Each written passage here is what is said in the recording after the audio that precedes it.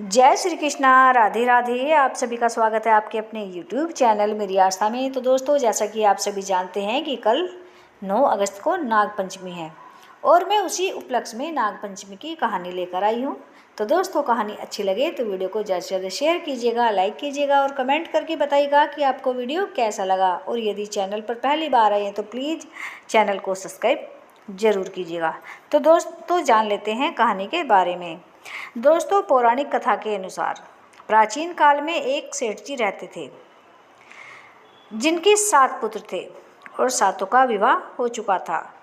और सबसे छोटे पुत्र की पत्नी सबसे सुशील और श्रेष्ठ महिला थी। सबसे छोटे पुत्र की पत्नी का कोई भाई नहीं था। एक बार यह हुआ कि सबसे बड़ी बहू घर लीपने के लिए पीली मिट्टी लाने के लिए सभी बहुओं को साथ लेकर खुरपी और डलिया लेकर चल पड़ी। जब मिट्टी खोदने के लिए उसने मिट्टी में खुरपी गाड़ी तो वहाँ से एक सर्प निकल आया, जिसे मारने के लिए सबसे बड़ी बहू खुरपी चलाने लगी। सबसे छोटी बहू ने उसे रोका और समझा कि यह सर्प निरपराध है, इसने कोई गलती नहीं की है और इसे मारना पाप होगा। यह सुनकर बड़ी बहू ने उस सर्प को वहाँ से सही सलामत जाने दिया। इसके बाद सर्प एक ओर जाकर बैठ गया। छोटी बहू ने इस सर्प को देखकर कहा कि हम अभी लौटकर आएंगे, इसलिए तुम यहाँ से मत जाना। छोटी बहू बाकी सब बहुओं के साथ घर चली गई, लेकिन घर जाने के बाद वह घर के कामों में उलझ गई और सांप से किया हुआ वादा भूल गई। अपना वादा छोटी बहू को अगले दिन याद आया। छोटी बहू को याद आया कि उसने सर्प से कुछ वादा किया था और उसे वहाँ रुकने के लिए कहा था। वह जंगल की तरफ भागकर गई। छोटी बहू ने देखा कि सांप अभी भी उसी स्थान पर बैठा है जहाँ छोटी बहू ने उसे रुकने के लिए कहा था। उसने सर्प से कहा कि भाई प्रणाम। यह सुनकर सर्प ने कहा कि मैं तुझे झूठ कहने पर डस लेता, लेकिन तूने मुझे भाई कहा, इसलिए छोड़ रहा हूँ। इस पर छोटी बहन ने क्षमा याचना की। सर्प ने यह सुनकर क्षमा तो दी ही, साथ ही यह भी कहा कि आज से तू मेरी बहन और मैं तेरा भाई हुआ। छोटी बहू ने सर्प को बताया कि उसका कोई भाई नहीं है और आज उसे एक भाई मिल गया। उसके जीवन में एक ही कमी थी जो पूरी हो गई। इसके बाद एक दिन सर्प लड़के का रूप धारण करके छोटी बहू के ससुराल पहुंचा और अपना परिचय छोटी बहू के भाई के रूप में दे दिया। सर्प ने बताया कि मैं बचपन में ही दूर चला गया था और अब अपनी बहन को कुछ दिन के लिए लेने आया हूँ। यह सुनकर छोटी बहू को घरवालों ने उसके साथ जाने दिया। छोटी बहू को अब भी इस लड़के के बारे में कुछ भी नहीं पता था। रास्ते में सर्प ने बताया कि मैं वही सांप हूँ जो उस दिन मिला था। यह सुनकर छोटी बहू बहुत खुश हुई और सांप के साथ चली गई। सर्प के घर में छोटी बहू को ढेर सारा धन दिखा। छोटी बहू कुछ दिन वहीं रहने लगी। एक दिन सर्प की माता ने छोटी बहू से कहा कि मैं बाहर जा रही हूँ और तू अपने भाई को ठंडा दूध पिला देना।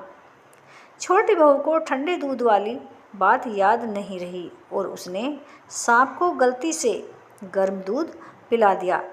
इससे सांप का मुंह जल गया और उसकी माता अत्यधिक क्रोधित हो गई। आखिरकार सांप के कहने पर माँ का गुस्सा शांत हुआ, लेकिन उसने छोटी बहू को उसके घर लौट जाने के लिए कह दिया। सर्प और उसके पिता ने छोटी बहू को ढेर सारा धन साथ में दिया। छोटी बहू घर गई तो उसके पास इतना सारा धन देखकर बड़ी बहू ने कहा कि तेरा भाई इतना धनवान है तो और धन ला कर दे। यह बात सर्प को पता लगी तो वह धन ला कर छोटी बहू के घर देने लगा। एक दिन सर्प ने अपनी बहन को हीरो और मणियों का हार लाकर दिया। इस हार की अद्भुत सुंदरता की बात राजा और रानी तक भी पहुंच गई। राजा ने घर के सेठ को बुलवाया और सेठ ने डर से छोटी बहू का हार रानी को दे दिया।